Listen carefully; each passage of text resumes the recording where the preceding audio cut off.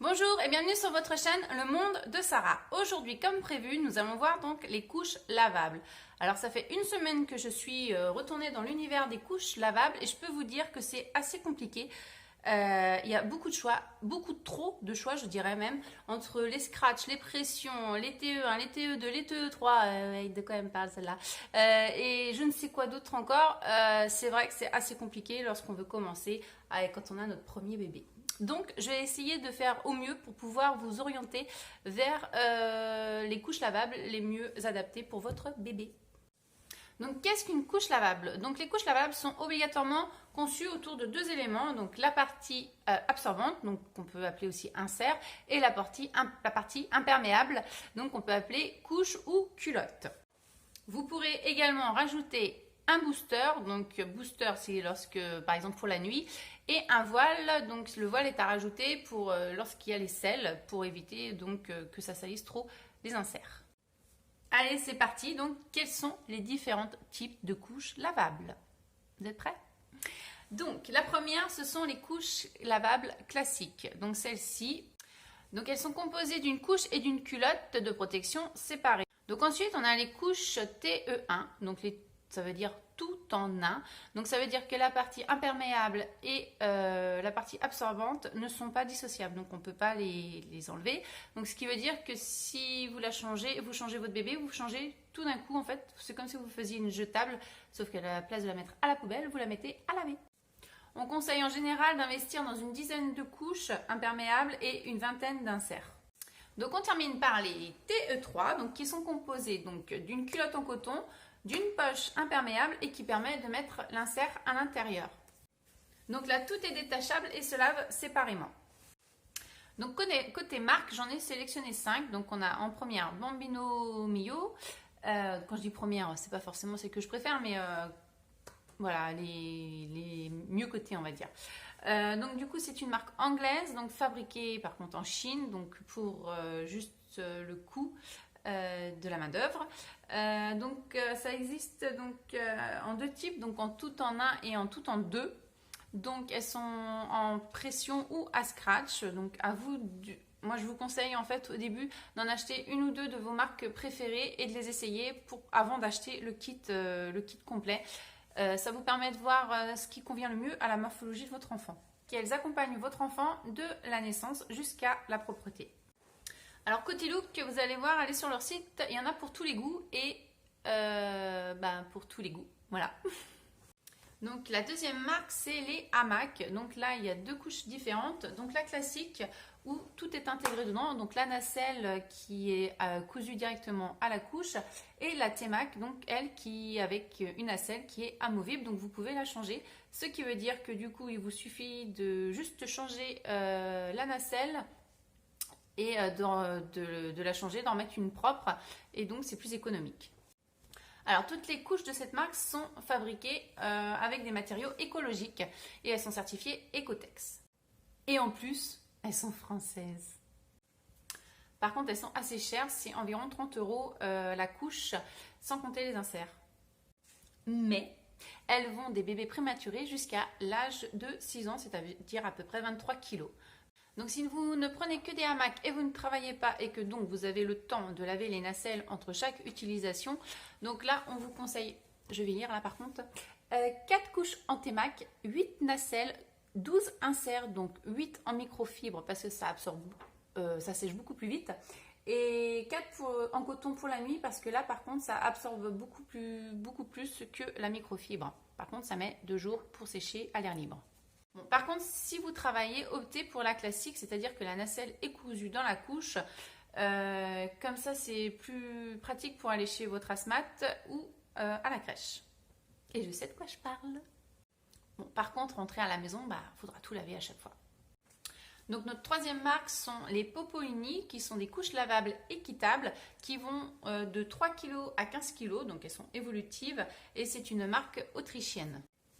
Donc la majorité de cette gamme est fabriquée en coton biologique. La quatrième marque est, vous êtes prêts? Imsvims, je vous l'écrirai. Donc ça c'est des couches lavables biologiques. Elles sont fabriquées en Lettonie et 100% biologiques.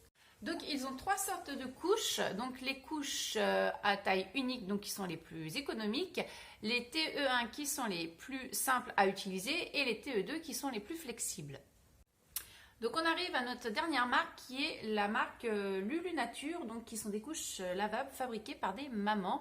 Elles existent en bambou, en chanvre ou en coton biologique. Ils ont fait 2 couches en fait, donc les classiques et les TE2. Donc vous pourrez les utiliser en fait pour vos enfants de 2 à 40 kg. Donc à suivre 3 vidéos pour vous expliquer comment fonctionnent les couches classiques, les TE1 et les TE2. Donc ça c'est une couche classique Popolini, donc c'est en coton bio. Elles sont réglables avec des petites pressions des deux côtés. Donc c'est une couche absorbante. Après à l'intérieur on peut rajouter un insert pour absorber plus. Au départ ça suffit quand le bébé est tout petit, mais après quand il y a des gros pipis il faut rajouter ça. Et après par-dessus il ne faut pas oublier de mettre une couche imperméable pour pas que ça traverse sur les vêtements, quoi. Donc on met cette couche sur le bébé, on ferme et après on met le shorty et on ferme. Donc ce qui est bien sur ça c'est qu'il n'y a pas d'élastique ni à la taille ni aux jambes, donc il n'y a pas de marque, donc pour la nuit c'est parfait. Et puis ça permet de mettre beaucoup d'absorbants pour la nuit vu que c'est grand. Ça c'est une Bambino Mio TE1, donc c'est une couche qui ressemble à une couche jetable, c'est une taille évolutive donc de la naissance à la propreté, donc on va dire de 5 kg jusqu'à la propreté. Donc c'est réglable avec les petites pressions, donc on peut mettre comme ça et comme ça. C'est fait avec des scratchs et après ce qui est bien c'est qu'il y a des petits scratchs pour pas abîmer le linge dans la machine, ça on peut refermer. Donc à l'intérieur c'est en suédine et ça fait un effet au sec.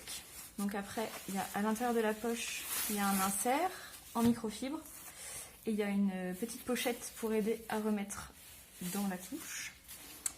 L'insert microfibre c'est bien pour le départ, après il faut rajouter un autre insert parce que sinon c'est pas assez absorbant. Et l'inconvénient de la microfibre c'est que c'est sujet au fil par compression, donc il ne faut pas mettre un body trop serré ou un pantalon trop serré. Là c'est une Bambino Mio TE2, donc c'est une culotte imperméable, il n'y a pas d'insert à l'intérieur. Donc c'est à scratch toujours avec les petits scratchs pour pas abîmer le linge dans la machine. Donc ça existe en taille 1 et en taille 2, donc ça c'est une taille 2. Et après à l'intérieur il faut rajouter un insert, donc c'est un insert Bambino Mio aussi. Au départ on peut le plier en 4 comme ça pour le mettre dans la couche. Après si on a un petit garçon il y a un pliage spécifique pour avoir plus d'épaisseur à l'avant, donc on plie sur un tiers comme ça, après on replie un tiers comme ça et on rajoute à l'intérieur. Après on met ça dans la couche. Hop, et c'est prêt à être mis sur le bébé. Donc quand il y a un pipi, on enlève l'insert, on le met à laver et on en remet un autre. Quand il y a des selles, il faut tout changer parce que souvent il y en a sur la surcouche. Après on peut rajouter un voile jetable dans la couche. Comme ça, quand il y a une selle, il suffit d'enlever le voile et le mettre à la poubelle. Et ça va à laver.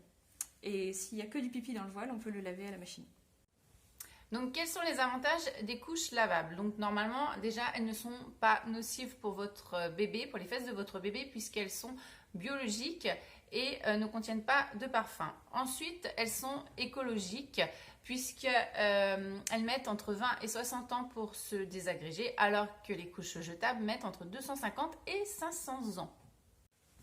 Et en plus, elles sont économiques puisque vous allez dépenser entre 1000 et 1500 euros pour des couches jetables et 400 à 700 euros pour des couches lavables. En sachant qu'en plus, pour les couches jetables, vous utiliserez environ 4000 à 5000 couches de la naissance à la propreté. Bon, par contre, c'est sûr qu'il faut investir beaucoup d'argent dès le début, contrairement aux couches jetables, mais bon, c'est l'inconvénient.